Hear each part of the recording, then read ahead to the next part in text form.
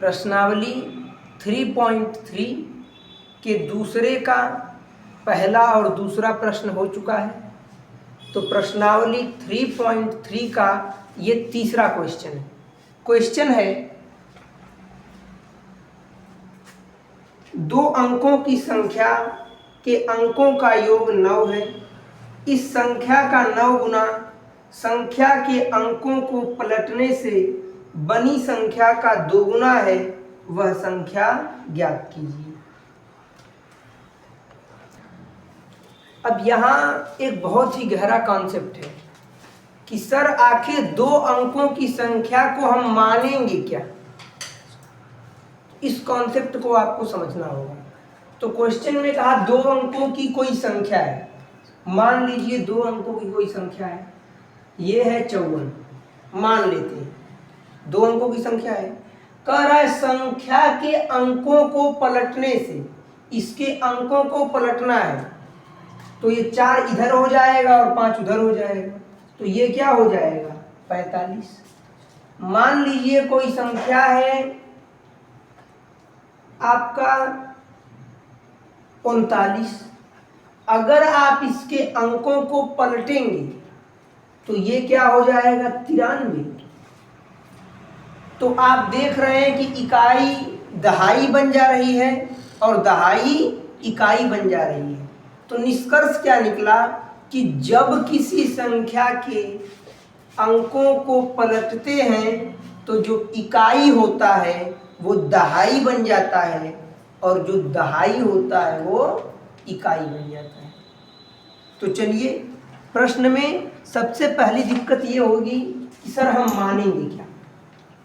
तो अगर कोई भी 2 अंकों की संख्या है, कोई भी अगर 2 अंकों की संख्या है तो वहां पे उसमें एक इकाई का अंक होगा और एक दहाई का अंक होगा। जब आप प्रश्न को लगाएं तो आपके सामने बुक होनी चाहिए। बुक में आप क्वेश्चन देखेंगे, कॉन्सेप्ट अप्लाई करेंगे तो आपका कॉन्सेप्ट बिल्कुल क्लियर रहेगा। एनसीईआरटी बुक आप सबके पास होनी चाहिए। तो क्वेश्चन को हम लोग सॉल्व करते हैं।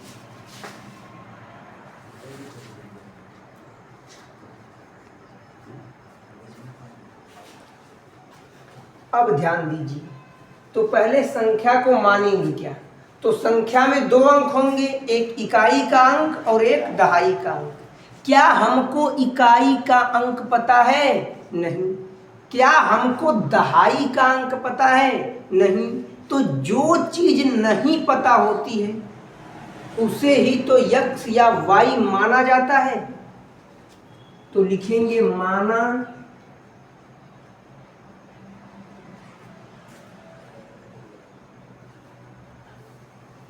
संख्या के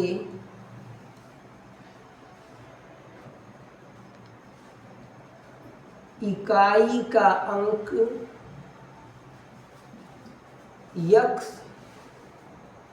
तथा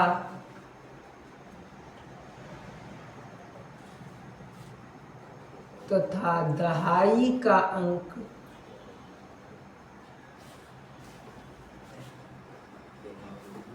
y। संख्या के इकाई का अंक x है और संख्या के दहाई का अंक क्या है y। अब प्रश्न में एक चीज आपको खुद दिया हुआ है,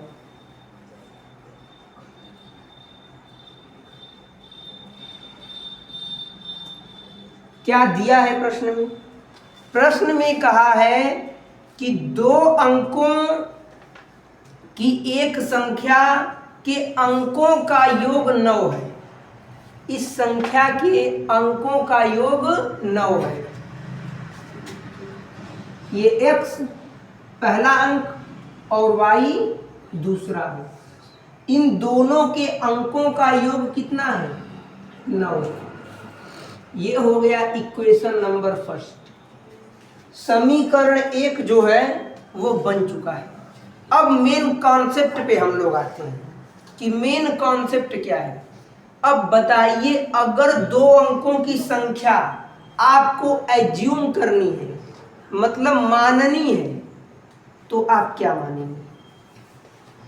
तो अगर मैं बात करूं कि दो अंकों की संख्या क्या होगी, तो पहले ये चेक कीजिए कि इकाई का अंक क्या है x और दहाई का अंक क्या है y। तो ये हो जाएगी 10y प्लस x। अब ऐसा क्यों हो गया? दो अंकों की संख्या 10y प्लस x कैसे हो गई? जैसे दो अंकों की संख्या हम बोलते हैं 12, दो अंक है इसमें, इसको हम लिख सकते हैं 10 प्लस 2, 10 प्लस 2 लिख सकते हैं। हमने बोल दिया 15, इसको हम 10 प्लस 5 लिख सकते हैं। आपने देखा होगा हमेशा इकाई में 1 से गुणा होता है, दहाई में 10 से गुणा होता है और सैकड़े में 100 से गुणा होता है। तो अगर दो अंकों की संख्या मानना है तो जो इकाई का अंक होगा वो आपका x है। इकाई के अंक में 1 से गुणा होता है, तो किसी संख्या में 1 से गुणा करने पर कोई फर्क नहीं पड़ता। तो यहाँ कोई फर्क नहीं पड़ेगा और दहाई में 10 से गुणा होगा, तो ये हो जाएगी दो अंकों की संख्या। अब प्रश्न के शर्तों को हम लोग पढ़ेंगे और समझेंगे, ध्यान दीजिए। अनुसार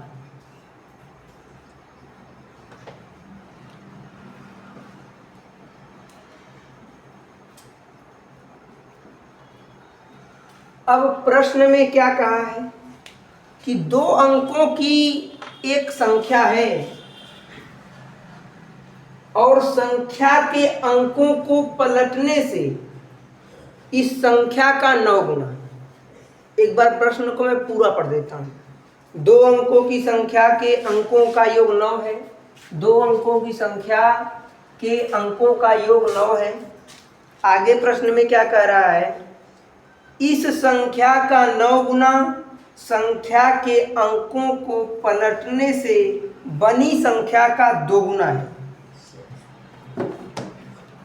इस संख्या का 9 गुना, ये रहा आपका 10y प्लस x। इस संख्या का 9 गुना, 9 गुना मतलब 9 से गुणा। इस संख्या का 9 गुना संख्या के अंकों को पलटने से, अब 10y प्लस x है, इसके अंकों को पलट दीजिए तो ये हो जाएगा 10x प्लस y। मैंने बताया है जब अंकों को पलटने की बात होती है तो जो आपका दहाई में होता है वो इकाई बन जाता है और जो इकाई में होता है वो दहाई बन जाता है।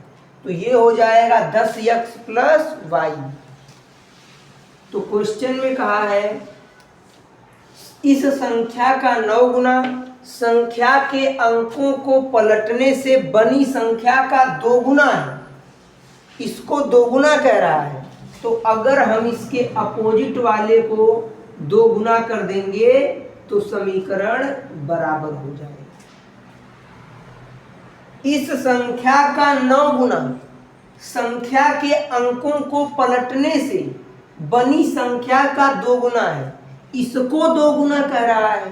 तो अगर हम इसके अपोजिट वाले को 2 गुना कर देंगे तो समीकरण हमारा बराबर हो जाएगा। अब चलिए इसे सॉल्व करते हैं। बस मेन कॉन्सेप्ट यहीं पे है, इसके आगे तो सब आसान है। इस संख्या का 9 गुना संख्या के अंकों को पलटने से बनी संख्या का 2 गुना है, इसको 2 गुना कह रहा है।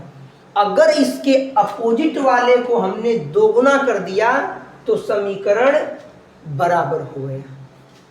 अब देखिए 9 का गुणा करेंगे, 9 दहा में 90y प्लस 9x बराबर 10 दुना के 20x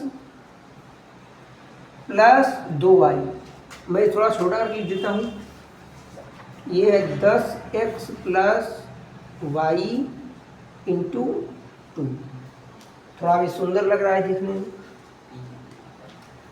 अब देखिए 90y इधर प्लस 2y है, इधर आके माइनस 2y हो जाएगा। प्लस 9x,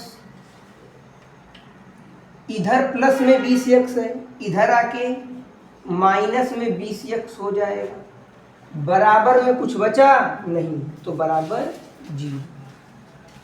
अब 90 में से 2 जाएगा, 88y माइनस, ये ध्यान दीजिए, 20 में से 9 जाएगा, माइनस 11x बराबर 0।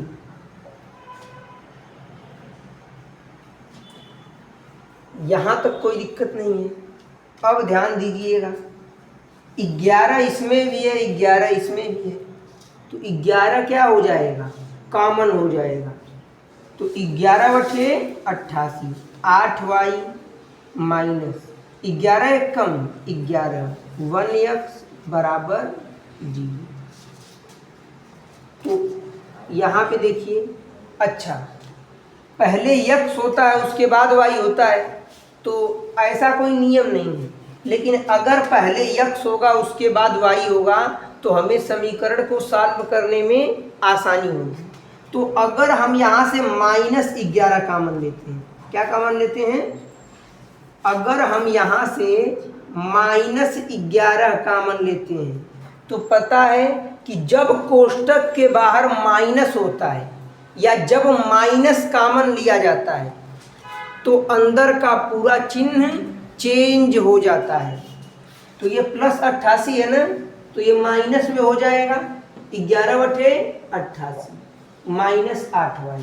हमने माइनस कॉमन लिया है, यहाँ माइनस है, तो ये क्या हो जाएगा, प्लस, यहाँ पे 1x बराबर 0। तो ध्यान दीजिएगा, प्लस वाले को पहले लिखते हैं और माइनस वाले को बाद में लिखते हैं। ये हो जाएगा x, 1 का x में गुणा करेंगे x आएगा, -8y बराबर 0। ये -11 है, यहाँ गुणा कर रहा है तो बराबर के उधर जाएगा, तो ये आपका भाग करेगा, ये भाग करेगा। तो यहाँ पे क्या होगा, x -8y बराबर 0 में किसी भी संख्या से भाग देंगे तो वो 0 आएगा। हमें इतना ताम झाम करने की जरूरत ही नहीं थी, हम लोग डायरेक्टली यहाँ से कह सकते थे कि x -8y बराबर 0, क्योंकि ये उधर जाके भाग में होगा और 0 में समाप्त हो जाएगा। तो ये हो गया समीकरण नंबर 2। अब मैं बगल में सॉल्व कर देता हूँ। समीकरण 1 है हमारा x + y बराबर 9, x + y बराबर 9, ये है समीकरण नंबर 1। और समीकरण 2 है x -8y बराबर 0, ये है समीकरण नंबर 2। अब प्रश्न में हमें x और y का मान निकालना है, तभी तो हमें इकाई और दहाई का अंक मालूम चलेगा। ध्यान दीजिए, तो अगर हम यहाँ घटा देते हैं तो x से x कट जाएगा, एक चर विलुप्त हो जाएगा और दूसरे चर का मान निकल जाएगा। तो लिखेंगे घटाने पर,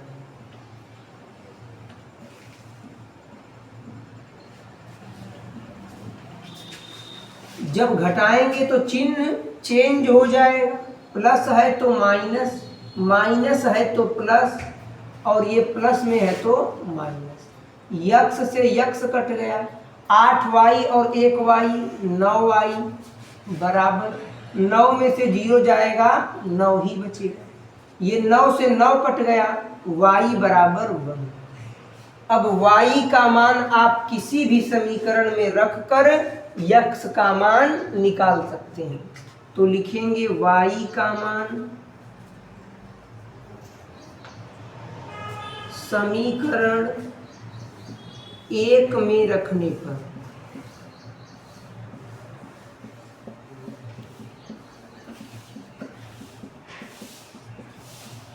समीकरण 1 क्या है?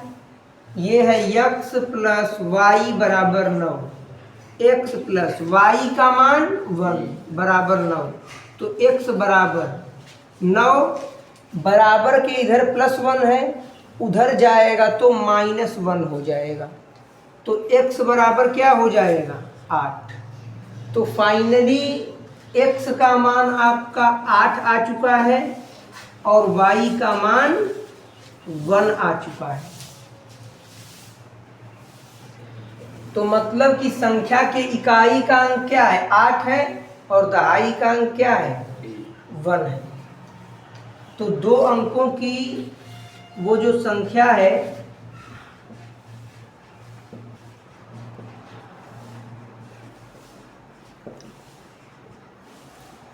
इकाई का अंक हम पहले लिखेंगे और दहाई का अंक उसके बाद लिखेंगे। तो इकाई का अंक क्या है? x का मान 8, दहाई का अंक y माना है हमने, तो y का मान 1, मतलब वह संख्या 18 है। आप इसे नोट कर लीजिए।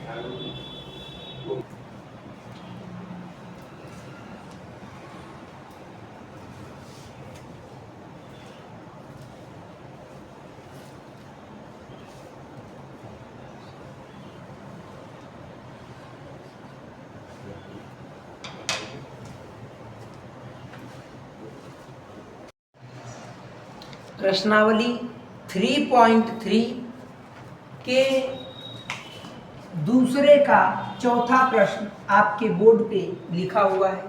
क्वेश्चन है, मीना रुपए 2000 निकालने के लिए बैंक गई। उसने खजांची से कहा रुपए 50 तथा रुपए के नोट देने के लिए। मीना ने कुल 25 नोट प्राप्त किए।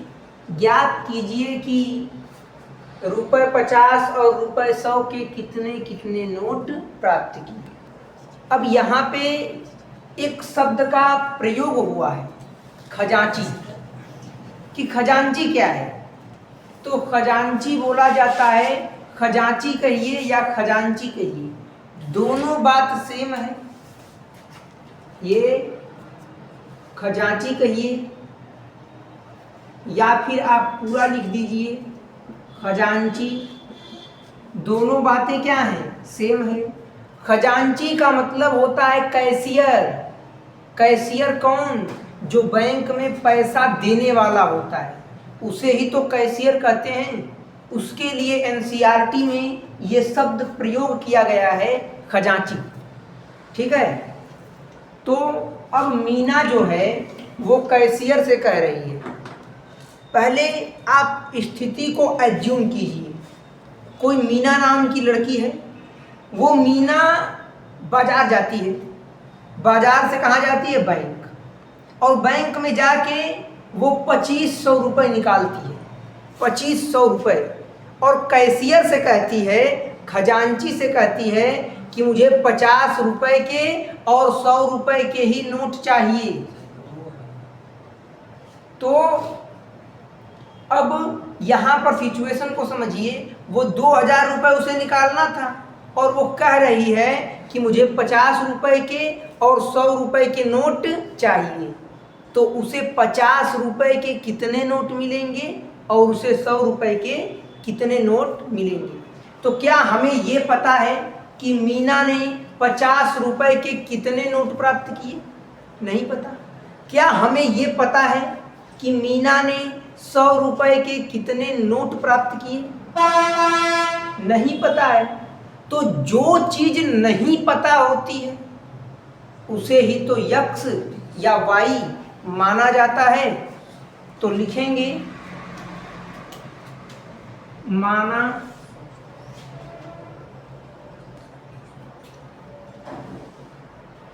मीना ने 50 रुपए के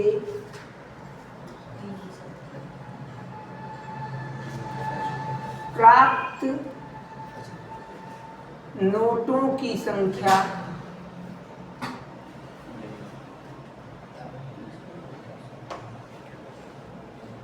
यक्स तथा 100 रुपए के प्राप्त नोटों की संख्या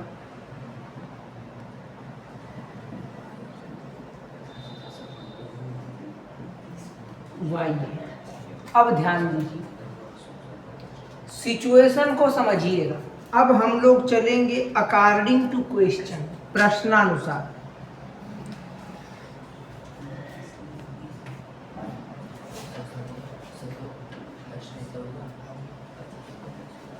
अब क्वेश्चन में कह क्या रहा है, इस बात को ध्यान दीजिए।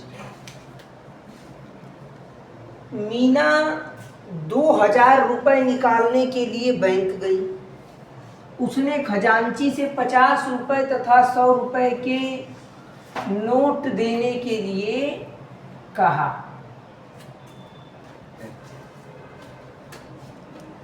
तो यहाँ पर एक सिचुएशन देखिएगा कि 50 रुपए के उसने यक्स नोट प्राप्त किए और 100 रुपए के उसने वाई नोट प्राप्त किए। उसने खजांची से क्या कहा है, 50। तो अब हम लोग प्रश्नानुसार चलेंगे। मीना रुपए 2000 निकालने के लिए बैंक गई। उसने खजांची से 50 रुपए तथा 100 रुपए के नोट देने के लिए कहा। तो हमने मान लिया कि मीना को खजांची ने 50 रुपए के यक्स नोट दिए, क्योंकि हमने 50 रुपए के नोटों की संख्या यक्स माना है, और 100 रुपए के वाई नोट दिए। इन दोनों को मिला करके उसने कितना पैसा निकाला है, 2000।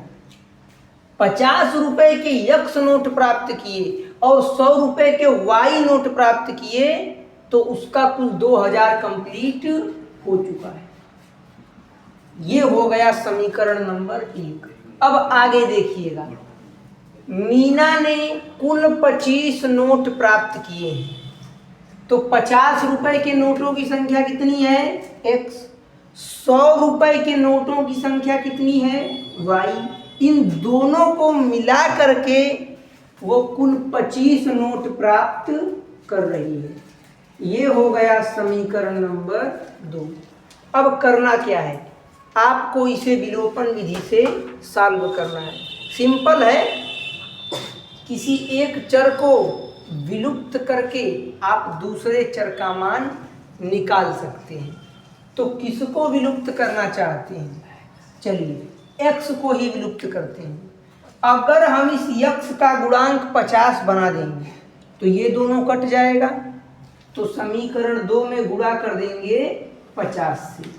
समीकरण 2 में 50 से गुणा कर देंगे तो ये क्या हो जाएगा, ये हो जाएगा 50x प्लस 50y बराबर 25 पचे 125 और 1 0। तो ये है आपका। अब समीकरण 1 क्या है, समीकरण लिखेंगे, समीकरण 1 व समीकरण 2 को हल करना।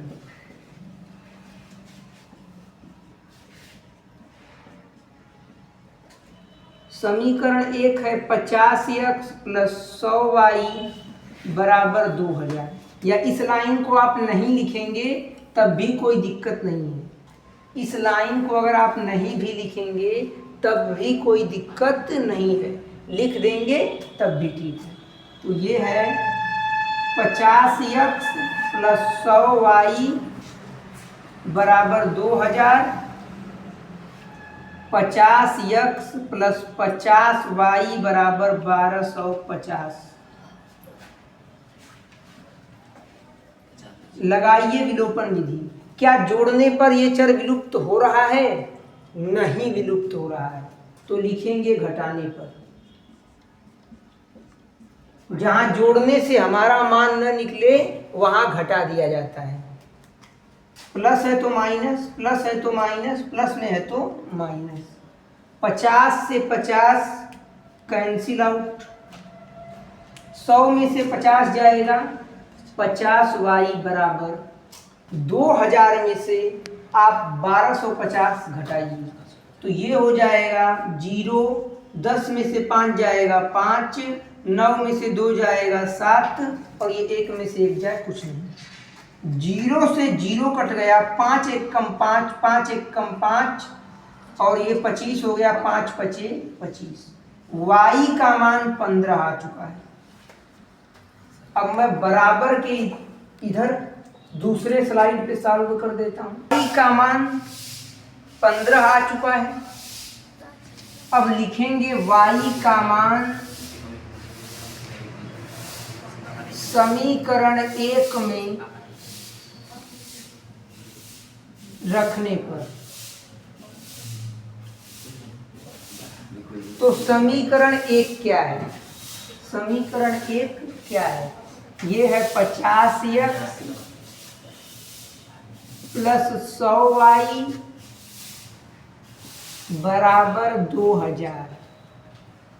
तो 50x + 100, इन दोनों के बीच गुणे का चिन्ह। y की वैल्यू 15 आई है बराबर 2000। तो 50x + 15 × 100, ये 1500 हो जाएगा बराबर 2000। तो 5x बराबर 2000 है, बराबर के इधर प्लस 1500, उधर जाएगा तो माइनस 1500।